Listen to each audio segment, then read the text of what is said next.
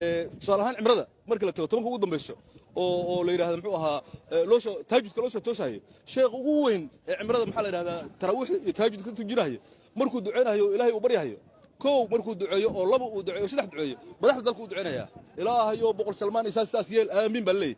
annagoo dhan baa ka daba duceysanan ilaahayo wiilka uu dhalay oo maxaa la yidhahdaa maxamed bin salmaan ilaahayo saas yeel ilaahu dowladda garabstaag buu leeyahay war maxaa idin diiday soomaaliya inaad dowladdiina duceysaan oo aad tirahdaan ilaahayo xasan sheekh maxamed garab istaag ilaahu xamise garab istaag ilaahu xukuumadda garab istaag ilaahu amniga garab istaag inaad tirahdaan maxaa idin diiday السلام عليكم ورحمة الله وبركاته. لمان صاحب الصوماليات ملك سعود جوكتان يسكر صعود ضوء حلو ناس وجهي فرتاك جواب كوبن أيان سين دورنا حصل شيء موضوع اللي كتاب سين حصل الشيخ محمود أو أفك صاري وضو وخري وخلدمي الله نحرس تبع الحوينة محمد سياد بر وحلاقي يابا إن محمد سياد بر مكان مقشد تراهدي مدحوينها geeriyooday maxaa laga rabaa Soomaaliya taariikhdeeda qofka ka hadlaya Maxamed Siyaad kama tagi karo sababtoo ah icon ayuu u yahay taariikhda waxa weeye wax badanna wuu qabtay wax badanna way ka khaldaneen marka maadaama uu ka mid yahay taariikhda Soomaaliya waxa weeye waa la soo hadal qaadaya sababtoo ah Soomaalidu waxay tiraa ushi la waayo ul lagu cabiro ama lagu jimeeyo gaabatay ama dheeraatay marka aynu ka hadlayna taariikh taagan ama wax soo socda waa inaynu naqaano wax aan soo dhaafnay iyo sidii ay ahaayeen marka maxamed siyaad iyo beeshiisa cidna dacwo uma qabto hase yeeshee waxa weeye xaaladda maanta taagan yahay jidka xasan maxamed ku socdo marka aynu eegno kuna cabirno wadadaas horay madaxweynahaas u maray cid kula talisayba waxa weeye waxa imaan kara ayaynu markaasi saadaalin karnaa waxa weeye horta aynu ku hormarno jawaabta fartaag wasiir fartaagow warkaagu baxdo waxaa tiri madaxweynaha loo duceeyo ummaddu inay madaxweynaheeda u duceyso oo muxuu ahay tii liira madaxweyne cumrigaaga allaha dheereeyo xilka allaha kuu fududeeyo maba diidanin laakiin xasan maxaan uga duceynaa ma wax uu qabtay baa jira nimanka aad la barbar dhigtay ama aad la maslisay ee sacuudiga waxa weeye xukunkay dadka u diideen waa boqortooyo laakiin dadka sacuudigu waa dhargan yahay gaaja ma hayso caafimaad darra ma hayso waxa weeye dadka way isu dul saareen wax walba xukunkaas bay dhahayaan la ku soo faragelin cid noogu tabanna qoortan jar hase yeeshee xasan maxamuud ma waxaan uga duceynaa xoolaheenii uu boobay fartaagu xasan shacabka Soomaaliyeed wuu dhacay waxaan oran karaa waa madaxweyne tuuga marka madaxweyne tuug ah ma tuuganimadan walaalow uga duceynaa oon dhahnaa waad ku mahadsan tahay xasanow saad noo boobtay waad ku mahadsan tahay xasanow sidaad noo dhacday madaxweyne tuuga marka aan leeyahay dadka uu boobay baan ka mid ahay dhulkeennii ekis warshada caanaha ama goofki awowgay gacal maxamed warsame ina adeeradiisa u oobay xasan xataa hadduu isagu qaato way ka duwanaan lahayd يعني waxa maanta aan dareemayno wax ka duwan baan dareemi lahayn waxaan oran lahayn war waa madaxweynaha jamhuuriyadda laakiin nin isaga ku qabiil ah ayuu siiyay halkan qaado dhulkaana laba wax kama dhixin in qaranka shalay qoyskeena ka qaaday uu haysto ku nacfiyo iyo in haddii qaranka ka maarma sidii awalba lagu heshiiyey annagana loo soo celiyo wax ka dhexeeya ma jiro labadaba waxaan ahayn xasan keenayo nin beeshiisa ah oo islahu siiyay marka maxaa loogu duceey waayay markaad tiraahdo baa aniga soo galay Cabdisaaq Kabayraho waxaan la yaabayaa kelmadaas oo kale warma wixii oo naga dhacay uga duceynaa ninka maxaa ugu duceynaa xasan maxamed hadduu duco rabo xoolaha islaamada soo celiyo haddaan u duceynayna waxaan leenahay xasan ducadii carabta la duceynayna oo ahayd Allah yahdiik carabtu Allah yahdiik haddii ku tiraahdo duca ma ahayd waa nooc min al-inkaar waxaan leenahay xasan iimaanka Allah ku geliyo ilaahay ha ku tuso حقه ومدة أدبوبي سنة وحال لنا إله سبحانه وتعالى أبيغا إيو فميل كاغا إيو قويس كاغا إيو قبيل كاغا وحكا طلق عضو فتضا هذا قشطي تا انتا سنة وقود بيها ويهي وحال نسعودين درات إن مقالة مقدسو لقود دلي إيا شالي من التامة أقاني ويل صوماليات وبيش عمل جيل كالسوجيدة ويل كاسو حال دلي وريا إسديوان قلين تتكالو وخصبيو دوني دو كوركيدا laguma arag meel aan Soomaaliya ahay muwaadinka Soomaaliyeed naftiisa wuxuu ku waayay isdiiwaan geli taas marka waxay tusaale ka bixinaysaa waxa soo socda iyo xasan sheekh maxamuud waxa uu dareensan yahay xasan sheekh maxamuud ugu dambayn qabiil buu salka la galay bahasha wuxuu ka soo bilaabay ignore garaynta beelaha daarodu qadka ka saaray dirya digli mirif uu qadka ka saaray hawiyow bahasha keenay hawiye markii la soo gaaro wuxuu tuuray mursade iyo xawaadle iyo iska tuuray hiraabuu yimid hiraab markii la yimid ayuu habar gidir sii tuuray muduloodow ku soo ururay muduloodow abgaal uga sii degay abgaalow wacayslo uga degay wacayslow maanta cali gaaf xasan ka maraya si fiican dhegeysta cali gaaf buu madaxweynuhu maanta maraya waaba hadduu ku hakanay waxa weeye marka ciidamuu diyaarsaday waxaa la leeyahay hadda ilaa 5 ilaa 4 kun oo ciidan ah ayaa u diyaarsan uu doonayaa doorashada inuu ku boobo oo cali gaaf iyo in yaroo lagu barxay taas ayaana keenaysa dadka in lagu khasbo oo la yiraahdo wariyaha isdiiwaangeli haddii kale naftan ku dhaafin haddii doorasho la iskuma khasbo anigu dal baan deganahay citizen baan ahay laba doorasho hadda lasoo dhaafo midna tahay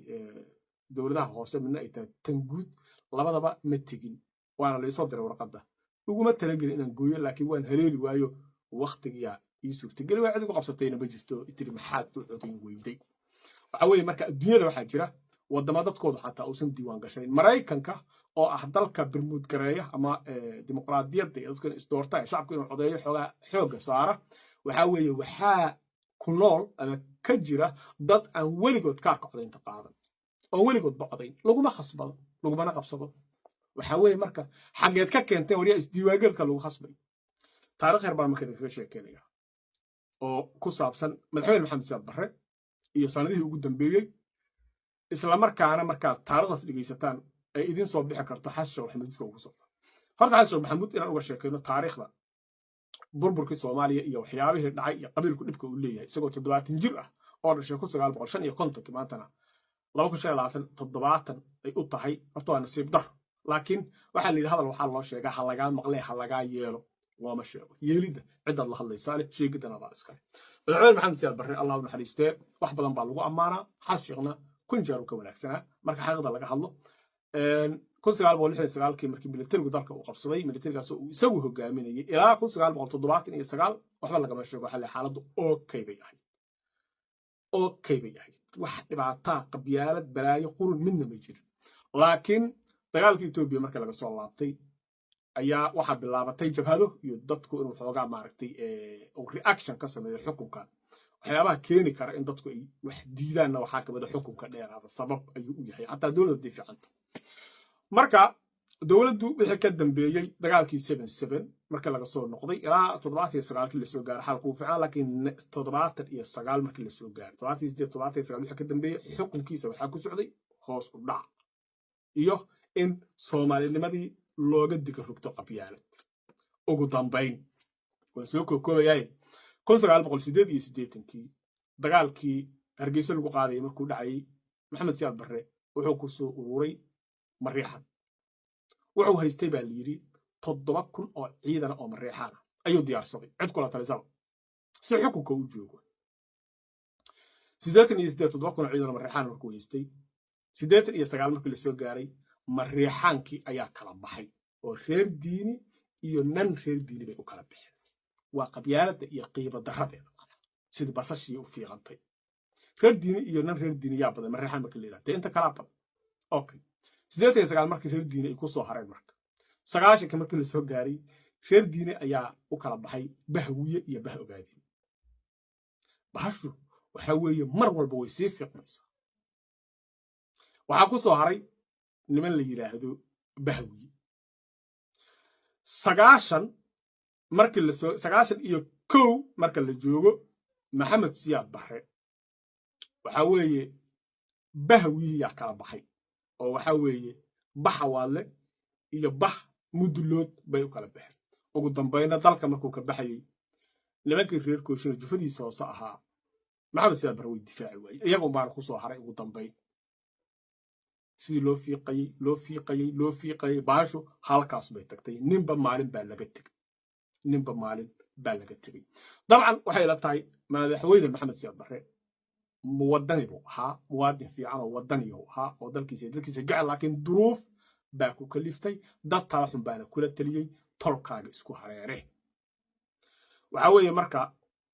waxay noo dhashay waad aragtaan oo laga sheekayn maayo 5 iyo 30 sano oo burbura ayaynu ka dhaxalay maanta xasan sheekh maxamuud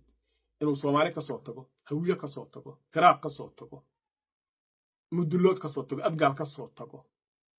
waa isla ka soo tago cali gaaf yimaado waxa laga dhaxli karo waad garan kartaa waxaan rabaa marka mawduuca anigu rabay in aad u sii dheereeyo halkan inaan fariin uga diro jufada xasan sheekh iyo cali gaaf maanta xeelka uu ku taxay ilaaladii madaxtooyada uu dhiibay uu doonayo dadkeena uu ka caburiyo waxaan leeyahay cali gaafow xasan maxamuud ma meel marsin karta naftiina been bad u sheegaysa cirbad ceel lagu tuuray waad noqonaysaan haddii laydin barbar dhigo Soomaali iska daaya hawiyaha degan magaalada Muqdisho xasan waxaan leeyahay ku fadeexoobina ha ku dhibaatoobina ma difaaci kartaan kursina kuma hayn karta aqligiinu ha shaqeeyo waa takana aad iyo aad u foolxun ha gelina nimankii reer diiniyaaba iska tago gobolka ay ahaayeen aaday hadda adinku waxa weeye dadkina wada degantii halkan baad joogaysaan haddaad isku daydaan inaad xasan muxuu ahaaytay aad kursiga ku haystaan waxa weeye adinku ku dabargo'aysaan isaguna waxa suurtagal ah lafiis inuu ku waayo madaxweyne maxamed salaam bar allah u naxariistay ugu dambeyn lafiis dalka uu kala baxsado waa kii xeebta maray iyadoo loo fadhiyo meesha geeda afguuye ugu dambeynna waxa weeye gacan bini aadam kuwa sababsan iskii ayuu u geeriyooday laakiin waxa suurtagal xasan sheekh maxamuudna lafiis inuu ku waayo jufadiisaas maanta isku dayaysa inay meesha ku haysana mahadha ay ka raacdo oo dad ka cambaar la noqdaan oo iyaga gaar loo ogaarsado marka waxaan leeyahay hadda runta u sheego waxa tiraadaan war hawiye iyo Soomaali midna kaama difaaca karnaa madaxweynuhu wax la isku raacsan yahay doorashada dalkan ka qabo cidna ma khasbi kartay umada khasabka ka daa talaasaynu siinayna hadday diidaan ninkaas waalan iyaga ka dhashay ay u aqli celin waayaanna waxa weeye dee cirib dambeedkeeda iyo waxa ka dhalan doona iyaga unbay aabadhin doontaa barnaamijkayga intaasaan kusoo gabagabaynayaa hada wabillahi tawfiiq wasalaamu calaykum waraxmatullahi wabarakaatu